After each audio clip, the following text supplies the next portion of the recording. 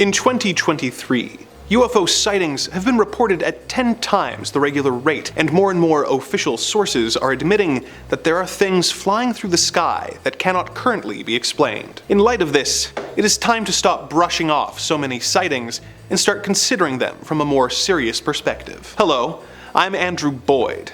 And though I have seen many strange things in the sky during my time trapped in this lifeless void space, I haven't seen anything as strange as the alien craft witnesses reported in this video. These are the top 5 UFO sightings in 2023 we can't ignore anymore. Part 11. Number 5. Red Eyeball Ship. In January of this year, a man in Spokane, Washington was in his living room when he happened to sight a strange alien craft that caused him to question his beliefs and his place in the universe. In his own words, "Our backyard camera recorded this strange object. We put a camera in our backyard because stuff has been coming up missing. But one morning I had the TV on in my living room as I was sitting on our couch. I happened to look up at the TV and saw this strange object. I went out on the back porch and I couldn't see that object at all. But when I went back in the house, it was still there. I went to get my brother to show him what I was seeing. He didn't know what it was, but he was seeing it too. Then it started to move out in the field, where I didn't see it anymore. Then it started to come back towards my backyard. Again, it looks round with a red eyeball in the middle, but I have no clue to this day what it is. I took a couple photos in infrared. If you look in the center of the red, you can see something. Looking at the photos, it is difficult to come up with another explanation for what this strange unidentified flying object could be. Number 4. An American UFO. Our next tale was posted this year, but details an experience from the year 1980. The witness shared his story of seeing a UFO that seemed to be affiliated with the US government, but he also posits a theory about why the government would allow this ship to be seen by the public. "I had a sighting in broad daylight in 1980 at around 9 a.m. in early December. My mom and hundreds of other motorists witnessed it as well. We were driving to visit my father at his work in Beverly Hills and were waiting to hop on the freeway in Santa Monica when we saw your classic silver disc. It hovered completely still at about 150 feet or so for 10 solid minutes. Remember, we were crawling, slow as molasses traffic. We got a very good look at this thing. On the underside was stenciled US Air Force. It looked very official, and we assumed it had to be one of ours. Then, after hovering for 10 minutes, it shot off towards the southwest like a bullet. I've never seen anything move so fast in my life. It was shocking, but I have a theory as to what the craft was doing there and why we witnessed it. I don't know how familiar you are with Jimmy Carter on the issue of UFOs, but he is on record as having had a sighting of his own in 1973. Carter was no flake.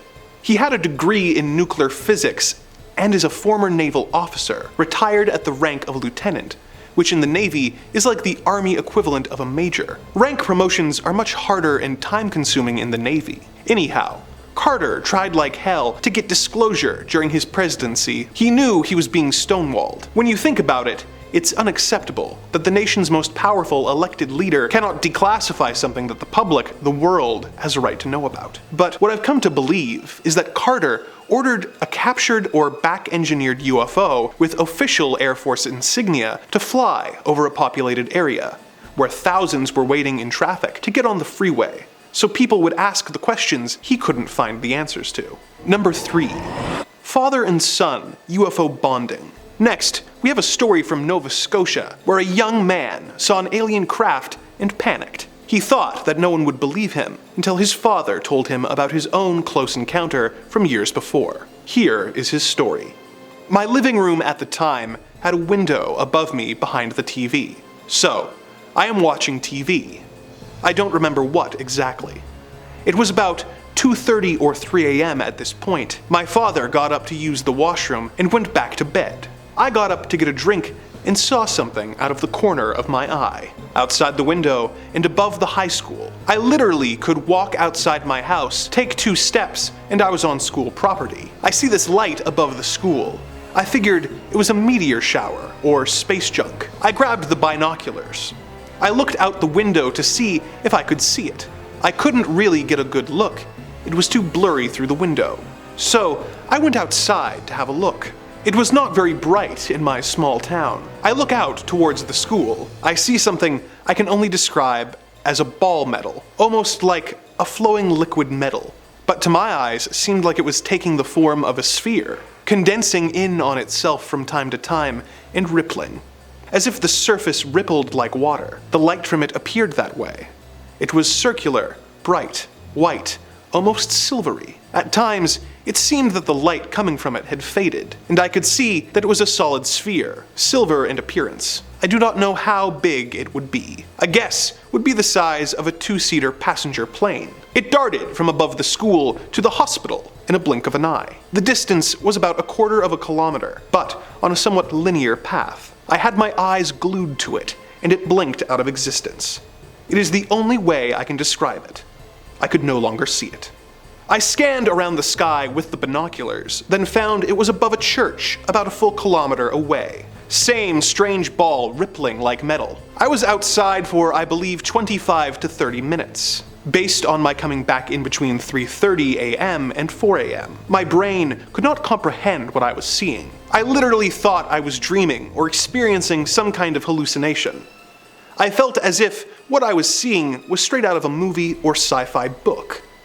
It was like it was darting around our entire town at random intervals, going from one part to another within the blink of an eye. The distance it traveled from the school to the hospital to the church is in total 1.4 kilometers. I snapped, and for some reason started crying. I ran to my dad and woke him up. "It's a satellite," is what he said. My father enjoyed watching stuff on UFOs and personally believed the US government covered something up about Roswell, but I never really said too much. He told me to go to sleep. I was terrified, for whatever reason. I was so scared after it. I did not sleep for months unless one of my parents was awake while I fell asleep. I really struggled with whatever I experienced that night for a very long time. It was a horrific experience for me and hard to even talk about. I had extreme anxiety and depression from it. I was only a teenager, just barely. I found myself being paranoid. I did not want to be alone at all. Anywhere, in the daytime, I would make sure I always knew where someone was. I was never alone. I was so afraid, I started saying prayers. I spent the next 5 years looking at everything I could that was related to UFOs. The sensation I had from it. I felt a oneness kind of, but also so completely overwhelmed with fear. It felt as if my skin was trying to escape my body. My spine burned, and the entire time I was filled with thoughts of, this is amazing, and I'm going to die. I need to get in the house. All the hair on my body was standing up. I was sweating. When I got in the house, my shirt was nearly stuck to me in sweat. My father thought I went outside and got attacked and ran away. I was crying and rambling about some craft in the sky and how it was going to get me. My father told me he never saw anyone so absolutely terrified before, that I was nervous and would look out the windows at night to make sure I was okay. I've never been so afraid in my life of anything. My body was telling me I was going to die. My father didn't like me waking him so I could sleep. My mother, well, was not in the picture. My father's reaction is based off of a sighting he had in the 70s that some people in the town saw. He was ridiculed by people for talking about the craft he saw so close to the ground it looked like it was going to land in the blink of an eye. It darted off and was gone. He said it was circular in shape, like the classic UFO, glowed bright yellow, and had a low hum to it. He doesn't really like talking about it. Number 2.